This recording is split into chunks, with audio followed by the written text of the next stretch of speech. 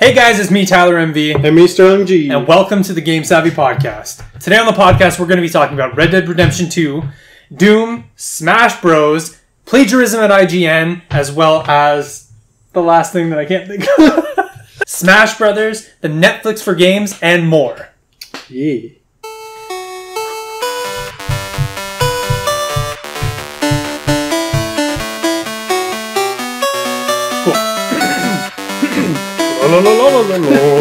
The brown cow has a hat made of leather. The brown cow has a hat made of leather. So, it's been a while since we've done one of these. Yeah, a month, man. What have we missed in that time?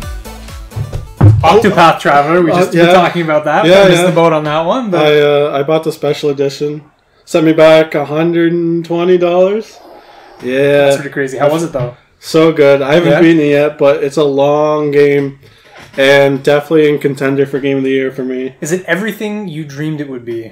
Yeah, it actually was. Like, I knew the big complaint is that like the characters don't interact a lot. Like, it's not like one big culminating journey. It's 8 separate journeys, but like if you know that going in, then it's fine. Like, yeah, no, absolutely. And it's funny. I saw last night that Jason Schreier does not like Octopath Traveler. I saw that tweet too. He's always like, oh, everyone always complains that it gets repetitive and boring. And then someone's like, can you please tell us who these people are? I've never seen anyone say that.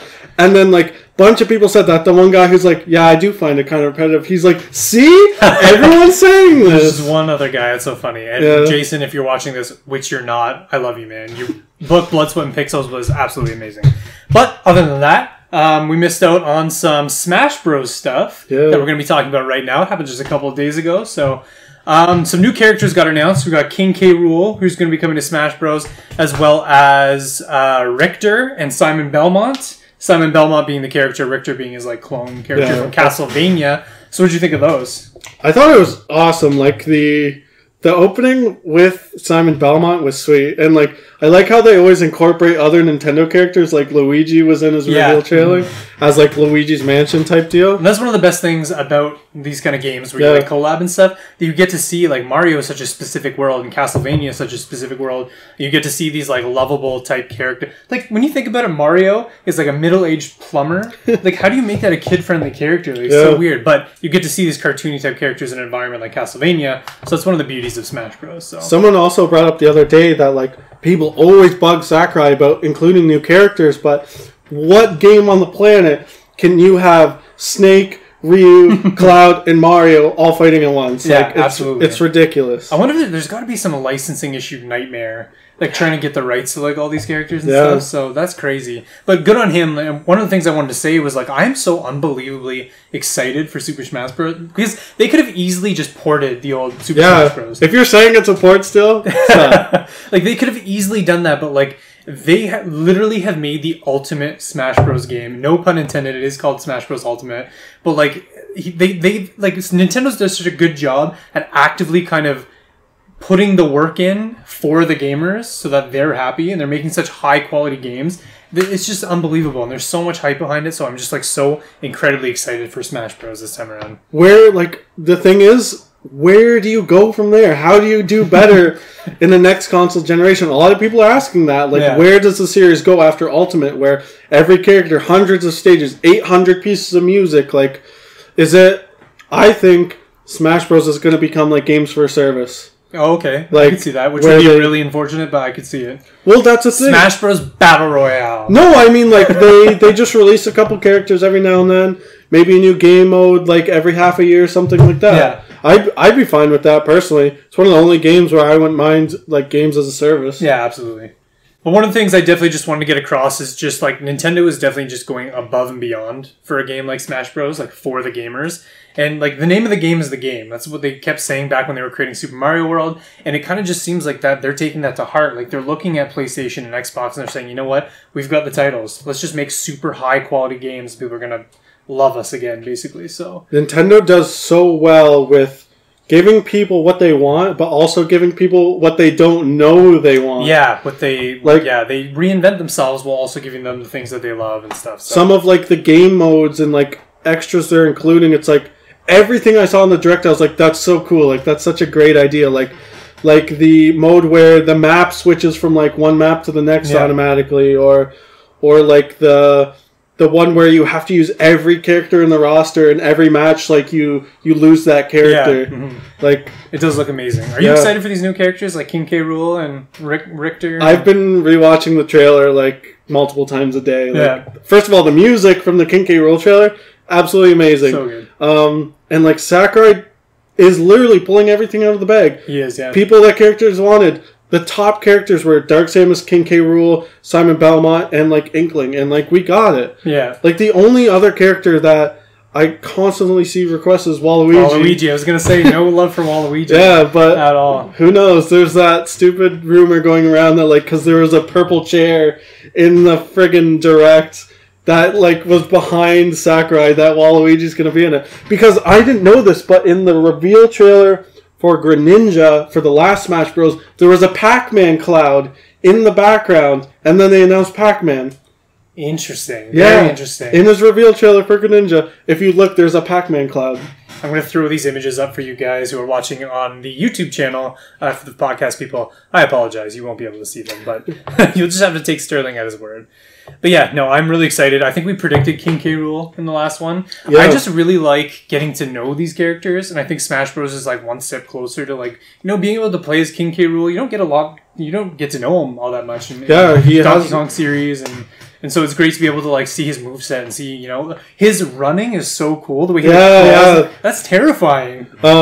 I actually started playing Castlevania after I've never played it before, and I have it on my SNES Classic, so I was like, I'll give it a try. Same with Super Metroid. I played that too because Dark Samus, like, it really like is a culmination of Nintendo history, and because like stuff like King K. Rool. I also played Donkey Kong Country again. Like, it just kind of brings you back and brings that love. So yeah, I'm definitely very excited for Super Smash Brothers. And another game that I am also really excited for is Doom Eternal, which looks Did you see the gameplay trailer? I haven't. No? Oh my god, man! So, for those of you who've never played Doom, it is a very high-paced, constantly moving type game. The heavy metal starts blaring, adrenaline starts going. You're killing demons. If you stop, you die. You have to keep moving and stuff. And they kind of took that and took it to the next level with Eternal. Like, when he first walks out and you see the entire world has been consumed by demons and they're all around and stuff. And I think ID Software just came out and they kind of said, we're not building a Doom game, we're building a Doom universe. Yeah. Which is, like, really great to hear that they're building this entire thing that we get to be a part of. So that's really, really cool. And they added something that looks amazing. So, as I said, Doom is all about moving constantly. They added a grappling hook on a shotgun. Oh! So, like, your ability to move, especially up to higher spots, has been, like, exponentially increased. And so I think that level is going to make the game a lot more action-packed, a lot more fun to play, and it's going to make that, like, moving and parkouring around, like, a lot more fun. So, something that you just said about them making, like, a Doom universe, that's fantastic. What games, and especially movies, need to do is make a good story first, and then think about making it a franchise or a universe like the MCU or something. Like, don't say, hey, let's make these characters and let's chug them out for the next 60 years in like this huge franchise. Yeah. Like, make a good story first. Which Doom has obviously done. Oh, for sure, yeah. They've got such a history. But it's so funny, though. Like, the first Doom game didn't really have it. You wake up and there's demons. Yeah. There's not really a story to it, but the universe is so interesting that, like, it kind of, like, gives itself a story. Like, why is this all happening? Like, what are these things? What is their goal? So you kind of have questions in the end, and I'm hoping, eventually get answered in the new Doom game. So that looks amazing. If you haven't, go check out the trailer. It looks fantastic. And another gameplay trailer that just dropped was Red Dead Redemption 2, which looks so beautiful. Yeah. It looks so good. You know what we forgot with Doom is that it's coming to Switch day one. Oh, wow. Okay. It's coming, like, same with PS4 and Xbox. They said, like, when thinking of putting on the Switch, it wasn't even a discussion because the first Doom game did so well. Yeah. Like, that's fantastic. That's incredible to see. Is Red Dead Redemption 2 coming on the Switch? No, it's not even coming out on PC. What, really? Yeah. Oh, dang. Red Dead? Step up your game. Yeah.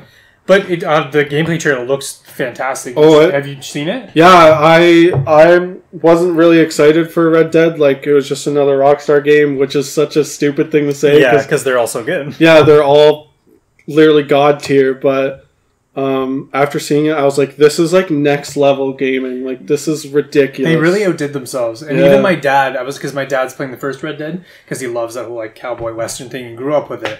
And he sat down, and you have that first scene where the main character, what's his name? I can't remember the name. I'll throw it up there for you. But he's just like riding out, and then you see like the mountains. Yeah. And then my dad, out loud, my dad was like, "Wow!" Like, it just looks so cool, especially because he's playing through Breath of the Wild. Yeah. You get that first scene where it's like we can explore all of that. It's kind of the same thing with Red Dead. It's just like we'll get to explore like all of that basically. Yeah. So it looks absolutely fantastic. And another thing that really like stood out to me with this new trailer was that I think in one of the podcasts I expressed concern because the reason why I loved Red Dead Redemption 1 so much is because you get to play the hero. Like, it truly is a redemption story. Mm-hmm. And a lot of Rockstar games, you play as kind of a sleazy character. Like, like... Trevor from GTA 5. Exactly. Like, you're not the most upstanding of gentlemen. Yeah. So I was kind of disappointed in what we were getting from Red Dead because it looked like you were playing as a bad guy. Yeah. But in this newest trailer, they revealed that you'll have the opportunity to make decisions to go good or to go bad. And we did have that in the first Red Dead, but even going bad, the storyline, you were still doing good things. So, but I don't know.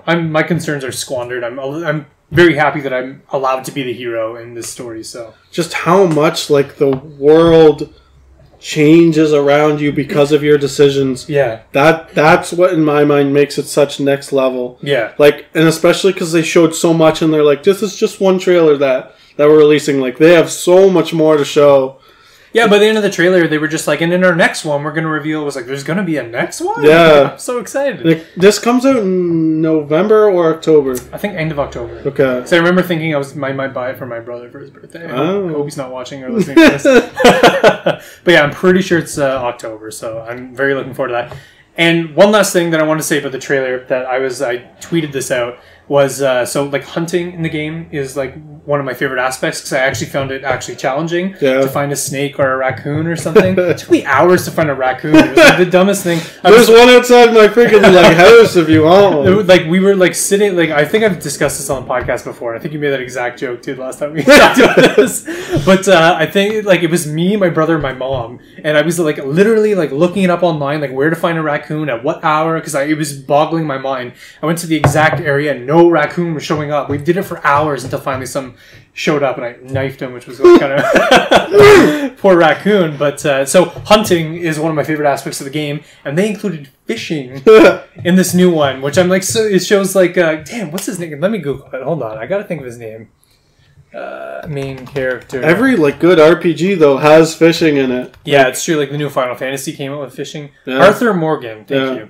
So you see Arthur Morgan in a boat fishing with his buddies or whatever. And so like as an outdoor enthusiast and a guy who likes exploring and hunting and survival and stuff, like I'm so pumped to fish in Red Dead Redemption 2. So one of my friends said that he's a bit worried about. They showed like the camp life, like hang out with your gang members, do stuff for them, like hang out with them to better your relationship. And he said he's worried it's a little grindy. Like, oh, you have to come and do this at this point or else like your friend like won't like you or something, or maybe you miss out on like an item or something, and like he's worried that you'll have to like quit doing like story stuff or whatever mission you're doing. It's like, oh, I have to race back to my camp and make sure I do this mission for the dinkhead I'm in a gang with. Like, and I can see that. That's true, but I thought the camp life was cool. Yeah, I thought it was like a neat because it's cool having that like home base to go to every once in a while. You don't really get that in a lot of games. Yeah. And I'm hoping you kind of can set up your base wherever you want, or your main base anyways, because I know in the first one you could like buy property and you can have your main like area that you like sleep and gather stuff. So I'm kind of hoping they do that with the next game. And that'd be kind of cool. But yeah, can't wait to play this game. I think it's going to be absolutely amazing. So you wanted to get into some personal stories.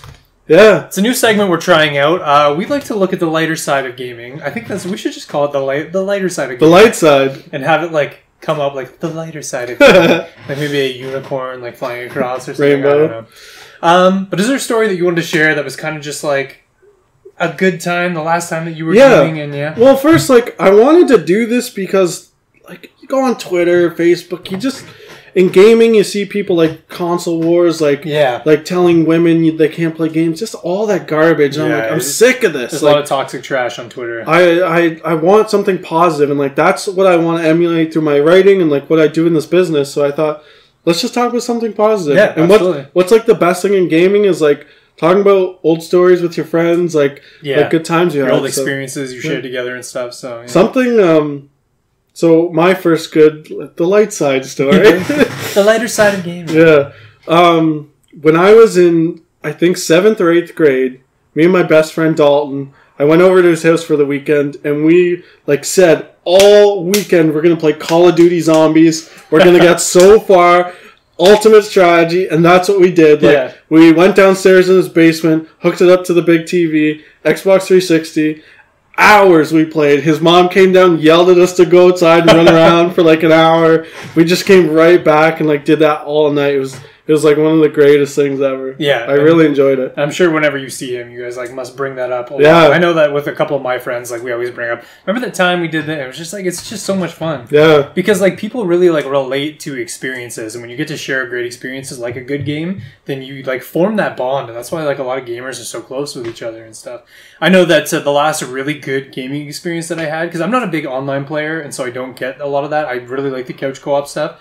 Is me and my brother, when we got Resident Evil 7, we ordered pizza that night, we bought some beer, we like put it on, and it was so much. We pulled an all-nighter playing it. We didn't finish it, we pulled an all-nighter, and it was just like so fun and funny to be able to just like, or playing it, and we get to an anxiety point where it's like, no, you play this part now. Hang off the controller, because like it makes you so anxious. Like me and him always like talk about it. Like, remember that one time we played Resident Evil 7, and it's just such a good time. So if you guys have good times about gaming, comment below. We'd love to hear your great gaming stories. The lighter side of gaming. I love hearing people talk about it. Like it's like like nostalgia trip. Yeah, it's like the best part of gaming. Like, why would you play a game other than having an experience? Like, why would It's just so good. I had one last night, just like hanging out with friends. We were playing Monster Hunter online, just chatting. Like, it's something that like now that pretty much my life revolves around video games. Like, I want to have this stuff way more often. Like, I just want to have good times. Yeah, that's it.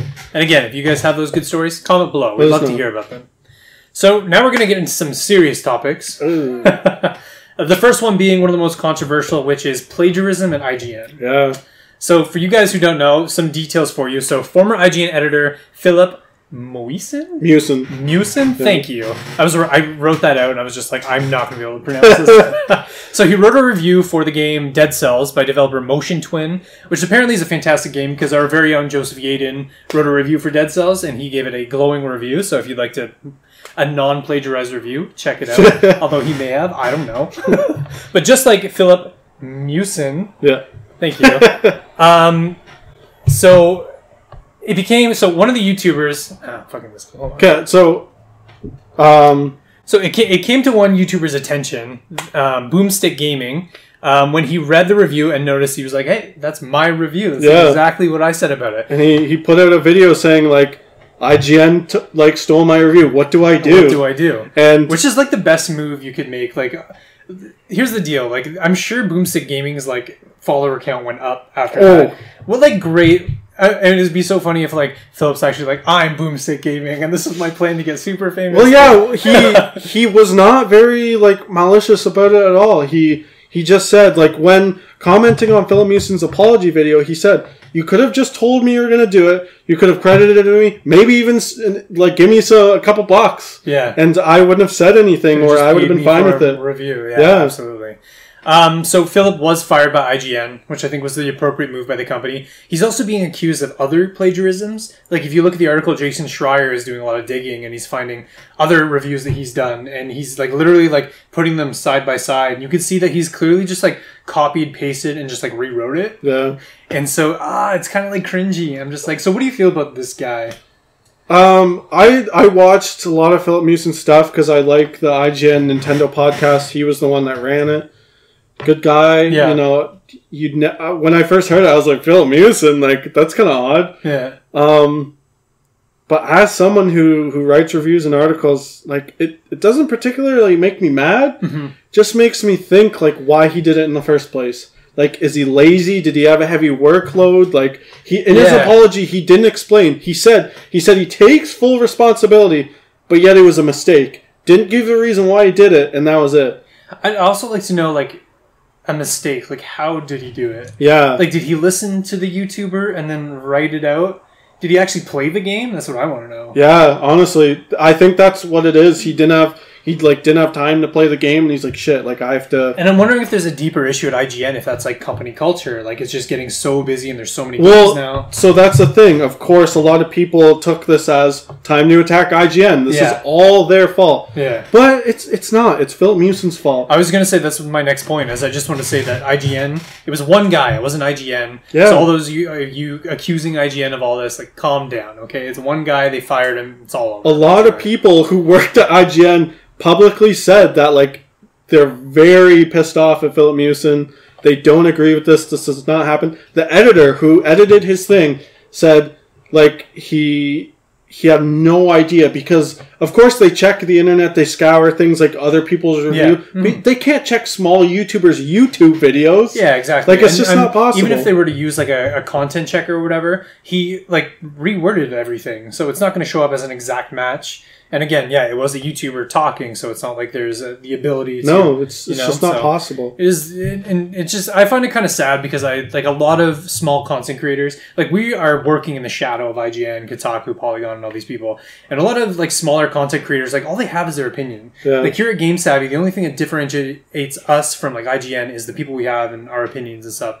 So, like, as a content creator, I just find it kind of sad that somebody took advantage of like another content creator who's just trying to make it big, who's just trying to get followers, who all they have is their opinion, and this guy's like, oh, I'm big corporate IGN, I'm just gonna take it. Yeah. And I think that's what disappoints me most about this, is just like, he's the opposite of Robin Hood. Yeah. He's like stealing from the poor and like funding the rich, and so... have you seen his apology video or no? I think he took it down. He did take it down, I know that. I haven't seen it, but I know it, because when I went to go watch it wasn't there. I'm not gonna say it's bad, I'm not gonna say it's good either.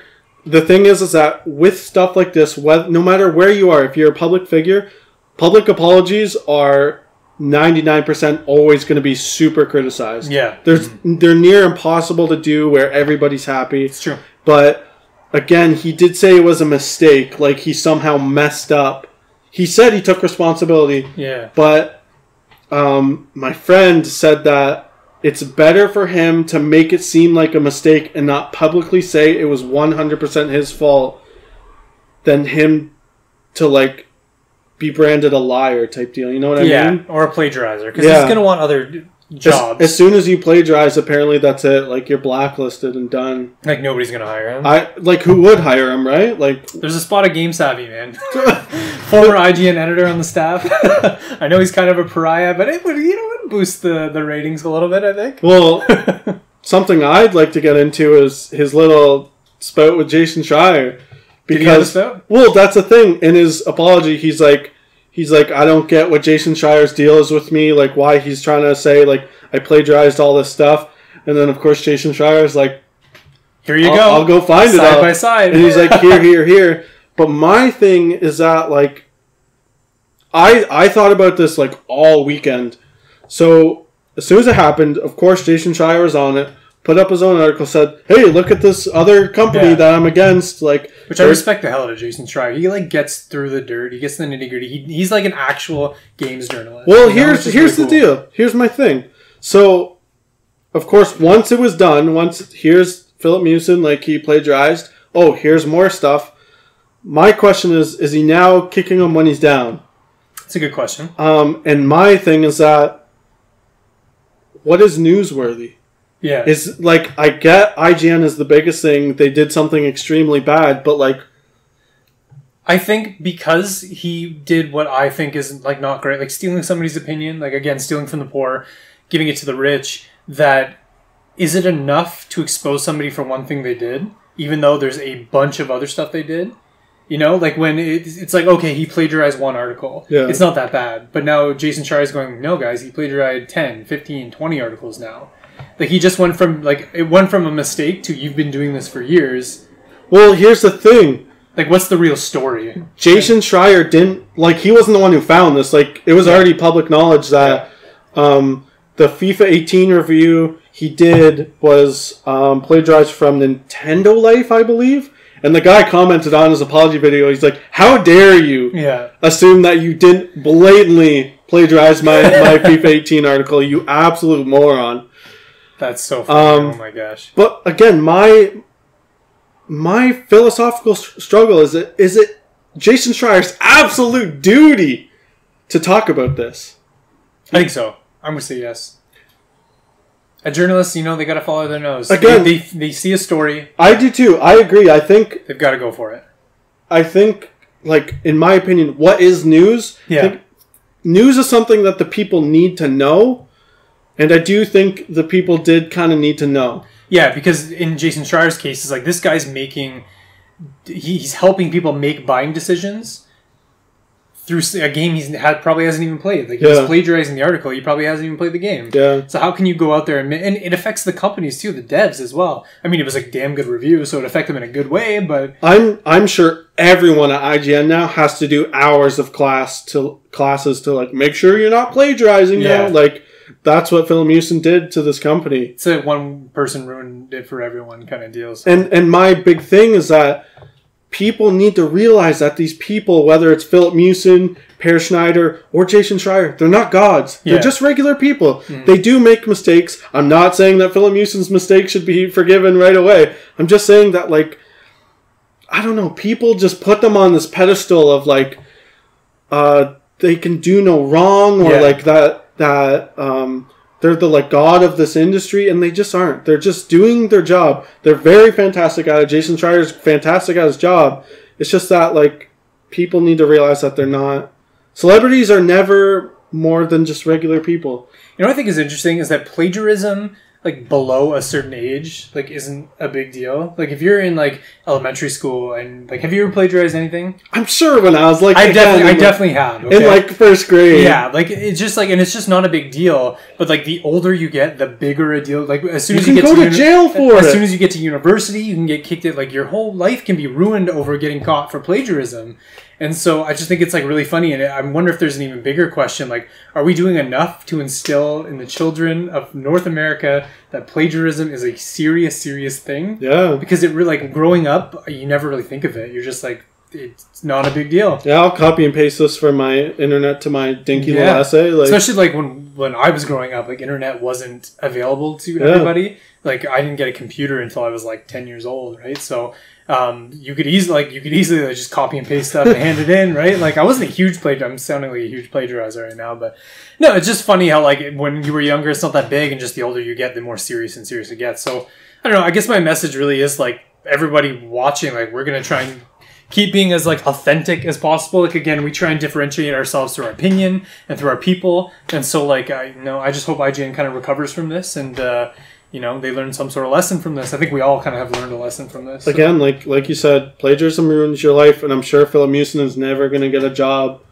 as a bigwig in the industry ever again. Yeah. I'm sure he's done. Yeah. So what do you guys think of the plagiarism at IGN? Comment below, tweet us, Facebook us, Instagram us, MySpace us, whatever it is that you're MySpace. Like, subscribe, smash that like button. Yeah.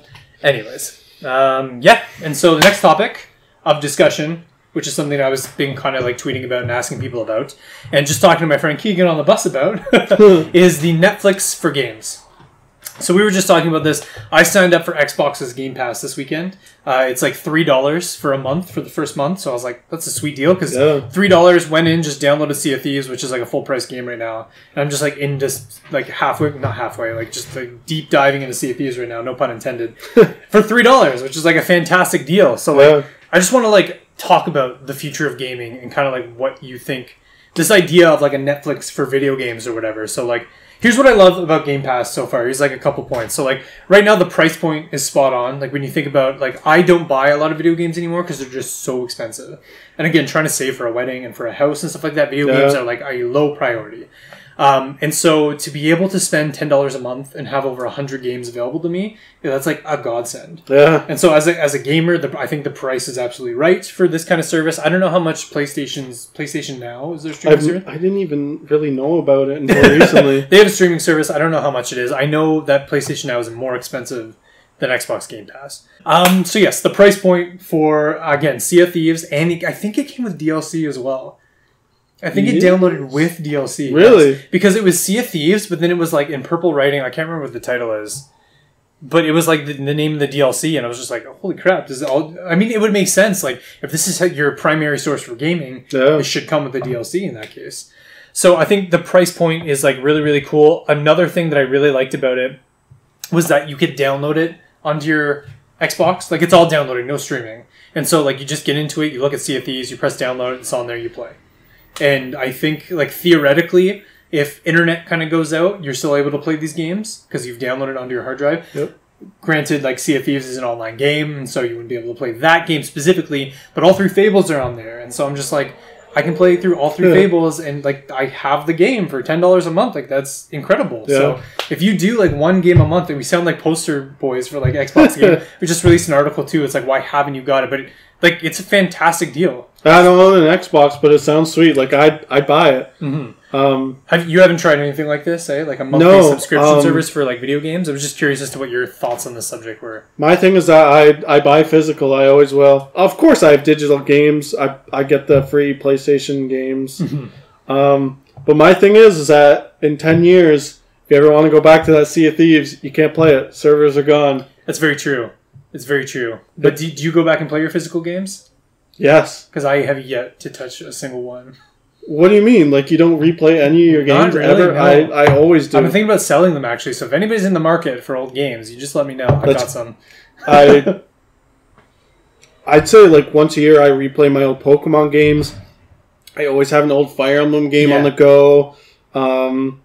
My old GameCube games, like Paper Mario, I play once a year, Mario Sunshine, like all that stuff. Yeah, and I do play like retro games. Playing through Pokemon Blue version right now, and I just downloaded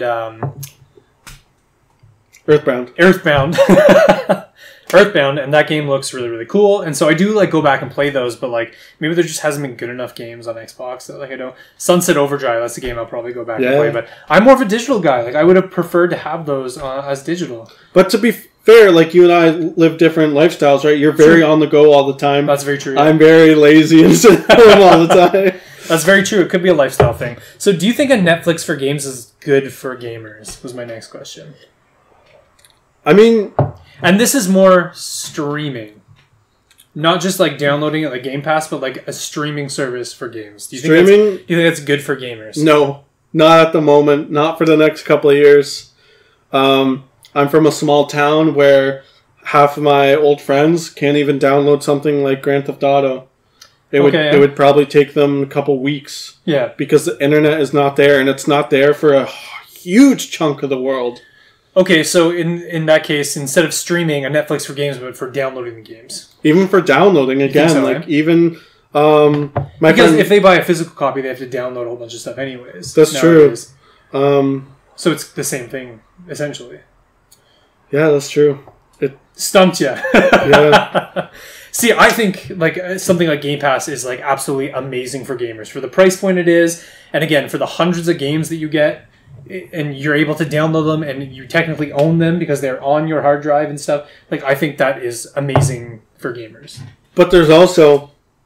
Streaming, on the other hand, I'm still not too sure, but I was going to make the point that, like, Netflix never had a problem with it. I've never been like, oh, I wish I had that on Blu-ray. That's never happened. I wish I had that series on DVD. Literally never happened. Yeah. And then when they added their option to download, so I could, like, play on the go, and I have a 1 gig data plan. You can't watch Netflix on that. Like, it's a godsend to be able to download and watch something on the bus. Yeah. So like a streaming service that has the option to download the game as well would be fantastic. Like if you want to if you want to keep your hard drive clear and play the game, then you have that option. If you don't mind downloading, deleting, and doing all that stuff, you have that option as well. So I think that would be super good for gamers. Yeah. Again, just as a physical guy, it's a scary future. You're officially labeling yourself as a physical guy. Yeah. But, like you said earlier... We have, like, Sterling physical guy, like, blinking underneath right here.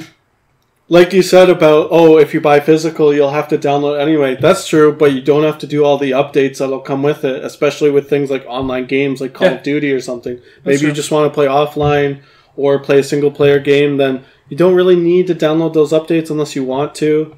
Or you could do it like maybe, once a month or something. it's as someone who literally says, "Hey, let's play this game," and my friends back home are like, "I literally can't." Yeah, you come from a small town, very obviously. Very so internet small. is pretty scarce there. I didn't have internet till I was 14, 15. I was born in the lack of internet. Yeah, literally. Molded by it. Yeah, it was dark times. Please help me. Didn't have internet till I was a man. Yeah. That's so funny. Oh, so my next question then is, do you think that a Netflix for games is good for developers and studios? Kind of depends. Like, is this $3 just going to Microsoft? Or, like, if people... Let's say you have 100 games at your disposal and you only download Halo and Sea of Thieves. Are they getting a chunk of that $3 or something? Like it... So I just read an article called Netflix of Games, A Threat to Developers by Brendan Sinclair from GameIndustry.biz. He brought up some amazing points that I kind of want to like talk on the podcast. Yeah, I love talking about this stuff. So you just said price point, which is the biggest concern that he brought up is like, so I think it was Peter Clapton. Don't quote me, boy. Peter Frampton, yeah. The other Peter. He sent out a tweet that says his song Baby I Love Your Way was played over 55 million times on streaming services. He got paid $1,700 for that. What? Yes. That's like pretty insane, right? So like the price wait. Are you saying that's low or high? That's very low. Okay. That's extremely low. Yeah, holy God. Like that is insane. I don't know what the math is on that, but that's like cents for every play. Like that's like really bad. Like, that's awful. And so like he brought up so I'm just reading here.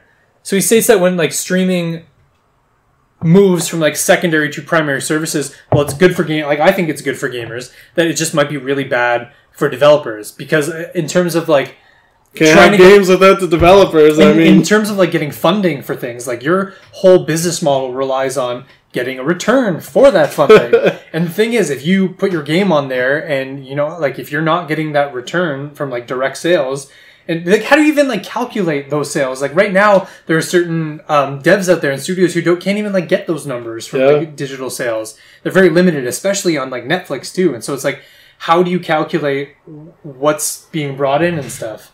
On top of that, and again, how do these companies divvy up that $3? Like, how does it go? Like, and it's only $3, and it could be from like 1 million people. It's $3 million. You get a piece of that pie. But again, like, how do you divvy up that money is a huge concern. And I wonder if it would work well on other platforms. Like, if Nintendo did it, like maybe people are like, then the downloads go from without that service. Let's say 1 million people are downloading, like something like Mario Odyssey a year. Yeah. And also an indie game like Shovel Knight is also getting big sales. But if they do a Netflix service, maybe that Mario skyrockets and Shovel Knight goes down because more people have access to Mario Odyssey now. And they're just playing that instead. And you've touched on something there. Excuse me. You've touched on something there, which is another point that he brings up. And it's the idea that, okay, so Nintendo has this service. They've released Super Mario Odyssey and Shovel Knight. What's more likely, that Shovel Knight gets more exposure or Super Mario Odyssey gets that front page? And so he was bringing up like Netflix originals get a lot better algorithm type stuff going on. It's not a secret that a lot of these companies would prefer that their games get put out into the forefront. Because again, they need to make a return, and the way to do that is by putting it in front of people. And another problem is that when it is algorithm heavy and you're trying to search for games, these smaller devs aren't even going to be discovered, because you specifically have to go into the search and search for the game title, or you're never going to find it in that algorithm. That's a big reason why an argument for no virtual console on the Switch, because what are you going to buy? Legend of Zelda, Mario, Donkey Kong, Metroid for the 100th time? Yeah. Or are you going to try the dinky indie game that you have no idea if you're going to like it or not? Yeah, exactly. So there are definitely some concerns for studios and for devs, and without them, there's no games. Just indie. I think indie devs automatically get shafted right away. I think so too. So while I think it's really good on the gaming side of it, like as a gamer, I think back-end studio devs, not so much. Yeah. So I don't know. I'm curious to see how this plays out. I think there might be a happy medium. I think a lot of these companies are aware of this, and they're going to try their best to kind of like make it, you know, good for everybody. Yeah. So, yeah. So comment below, guys, what you think of a Netflix for games, what you think of Game Pass, what you think of PlayStation Now. We'd love to hear what you guys have to say, think. Tell us your Tweet, thoughts. Facebook, Tell us your secrets. So now we're moving on to Gamescom. Gamescom's coming up in a week or so, or 2 weeks or so.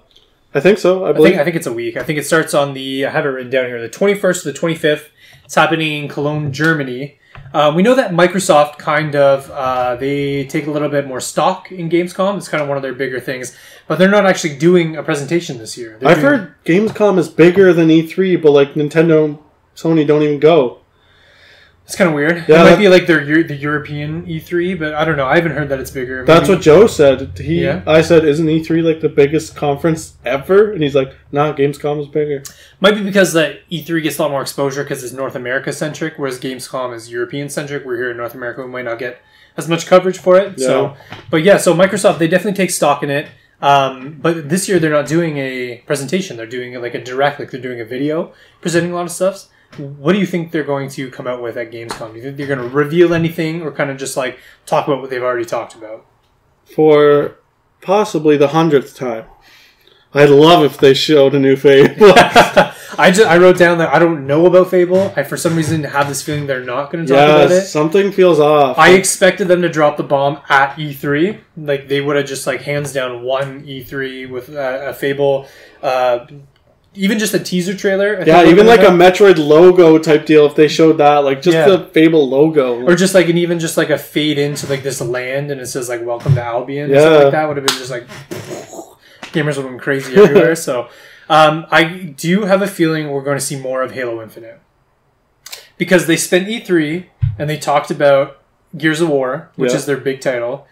I feel like they've covered it enough that they don't have to talk about it. They just shown a little bit of Halo Infinite, so I think they might go into better detail about what Halo Infinite is about. That's kind of my one prediction for Microsoft at Gamescom. Yeah. You don't think so?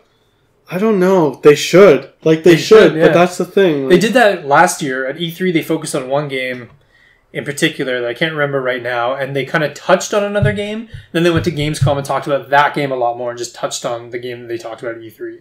So I'm kind of thinking that's what... So they did Gears of War at E3. And they touched on Halo Infinite and they teased it. So I think they might talk a bit more about Halo Infinite at Gamescom and then just touch on Gears of War. So the thing with Sony is they'll tell you, they're like, this is it. Yeah. Nintendo is like expect anything, but what's Microsoft? Like, are they... I don't know. It feels like I couldn't put a pin on it. Yeah. Like, they should do this, but... What would you like to see Microsoft do, aside from Fable? I'd like to see what their new studios are working on. So I just talked to Steven from our website as well, and he's kind of like our Xbox guy. Yeah. And I was like, dude, you should do an article on what the hell the initiative is. Yeah. Because a lot of people aren't aware of what it is. A lot of people aren't aware of what Xbox is building. So Xbox, for you guys who don't know, have made this new studio, and their goal is to get the best talent in the industry. And I think they've made some huge moves too. Like, they just got like a former creative director at like Naughty Dog or something like that, and they've got like all the it was I think they do have somebody from Naughty Dog, but also somebody recently from God of War that they just acquired. They're getting this like insane talent. What's funny is like those are two PlayStation people they've like recruited, but they're like, I'm really excited to see what they're going to come up with this. So yeah, I would love to see that at Gamescom. Just them to come out more and be like, this is the talent we've acquired. It's weird to hear some game ideas we're thinking of, but like, it'd be cool to see like a new project that they're actively working on. I can't believe we haven't even thought of this. What if they show the new Xbox? I mean, yeah, there was a real wrench in things. I don't think they will, but I think they might talk about next gen. Microsoft, they already have. They're the only ones at E3 that talked about next gen. They're really ramping up for next gen. I think that with Xbox 360, they won. PlayStation 3 didn't do as well, but they did a lot to focus on next gen. The name of the game is the game, and they really prepared by having their game lineup. So they've like completely won this generation.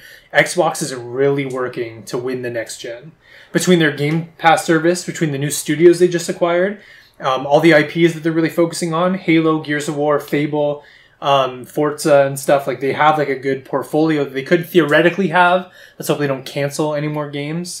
I think they're really ramping up for next gen. So do you think next gen is where they finally outsell PlayStation? Because they never have. Even in PlayStation 3 versus Xbox 360? I believe so. They haven't. I believe you, man. I call shenanigans. Here's the thing: they haven't even released how many Xbox One's consoles they've sold. They won't do it. Probably embarrassed. Yeah. Sales. So 360, 84 million. PlayStation 3, 83.8 million. Undersold. Xbox 360 wins. We beat them both. Yeah, it's just weird because Wii is like the worst console that's ever come out ever in the history of consoles. I'm gonna go on record and say it. I'm gonna go on record and say it. It literally the worst. So like motion control. Technology is only as good as how you interact with it, and like what you want is a piece of tech that you can interact with the way you want to interact with it, and it makes your life better. The Wii was like, no, we want you to interact with it the way like I want to the way the Wii is like you interact with it the way the Wii needs to be interacted with, not with the way you want to interact with it, the way it needs to be interacted. And that was really, I think, the ultimate downfall of the technology. But it's crazy that it sold so much. Because it's casual. They had a ton of shovelware. They had, ooh, look, motion controls. It's new. They had Wii Fit. Bit, yeah. Like, they sold it to such casuals. Like, old people had Wiis. Like, so they like, I don't want to say conned, but they convinced 100 million people, as well as PlayStation and Xbox, to get their own motion controls. And some of the E3, like, demonstrations they did for the Wii were so cringy. Yeah, like, they were really bad. Miyamoto, like, playing drums on stage with the Wii, and it's, like, barely working. I remember I bought, like, the UFC for Kinect, and it was, like, workouts and stuff, because I was like, I'm going to get super fit with my Xbox 360, and it would be like, do a push-up. Do another one. Oh, my God. Not full push-up. Wasn't a full push-up. Try again. And I'm like, I swear to God, I'm going to throw you outside. You needed so much room. Yeah. So much room to be able for it to like sense you and stuff. And it was just so bad. Here's motion controls is bad. That'd be a good article for GameSide we should write. Here's the death of motion controls. Best example for why the Wii had bad motion controls and the controller was awful. The whole point of the controller was motion controls, right? And I hope Joe is listening, because I dislike The Legend of Zelda Skyward Sword so much. You want to know why? Because you need Motion Control Plus to do this. Oh, that's really bad. That's how you swing the controller in the game. What's Motion Control Plus? It's an add-on to the controller like to make it like better motion controls. It's like an expansion pack. But the thing is like the motion controls is just like swinging Link's sword. Yeah. And you either swing it up and down or side to side. Or Skyward Strike down. That's it. That seems really sad. You're telling me your controller can't do this? Like, yeah, that seems really sad for a Zelda game. It kind of depresses me. You made me sad, man. Yeah. I've never played Skyward Sword. It could be a lot of fun, but it's garbage. Not for me. Not for me. Oh. So let us know in the comments below what you think is going to happen at Gamescom. We're going to have full coverage for Gamescom. We've got Steven, we've got Sterling, we've got everybody on it. Comment below. We're very excited. So keep it locked to GameSavvy on Twitter, Instagram, Facebook, the website GameSavvy.net, YouTube /GameSavvy, everything. Subscribe. What do we got going on lately? What can we tell our listeners to be so we have like 7 new writers. So our last podcast was a month ago, E3. At that point, it was you, me, and Joe. Yeah. Now we have Emily Woodbeck, hello. Joseph, I already said that. Yeah. Stephen Jones.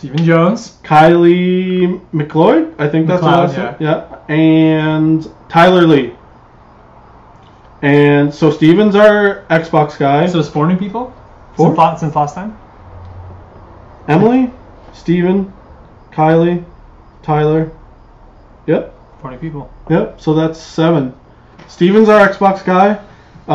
Emily kind of like covers like the RPGs. She's kind of been like RPGs and like Call of Duty and Assassin's Creed. Kylie does like oddball stuff, which I think is so funny. Well, I talked to her personally, and she was like, "I kind of want to do like more of the controversial stuff." Yeah. So she's gonna be our hot takeist. Yeah. And then Tyler Lee is focusing on esports, which is super cool. So we are adding an esports category to our website as well, so you guys can take a look at that. And then we have our new website, the new homepage. Yeah. So we're revamping our homepage as well, just for better access for you guys. It's a little more organized. You guys get to see like what we're offering, how to find it, and stuff like that. So we hope you enjoy it. It's going to be nicely designed and stuff. Yep. So we got a lot going on. So it's pretty exciting. Yeah, we've grown so much in the past month. Yeah. Especially numbers-wise, like people-wise, like it's so exciting. Yeah, and so we just want to share that excitement with you guys. Yeah. And we just want to say thank you, and we appreciate you coming to the website, listening to these podcasts, viewing these YouTube videos, subscribing and stuff. Honestly, it means a lot to us. So, yeah, it does. Thank you guys so much. We'd love to see like the growth, and we're so excited to keep doing this for you guys. So yeah, it's that's so awesome. It's encouraging. That's what it is. It feels so good. So anything else you want to say before we end the show? Thank you so much for sticking with us. You guys are the best. You make our lives. Yeah. Like it's fantastic. So again, you guys can find us at GameSavvy.net for Gamescom coverage and analysis. You can also find us on YouTube and Twitter and stuff like that. Give us a follow. We look forward to talking to you guys about video games. And stay savvy, guys. Bye. Take care. I always do this at the end. I know. It's an instinct to give him the guns. Is that guy shooting us? Like, I'm sure listening to the podcast, being like, what is that? Like, what is happening?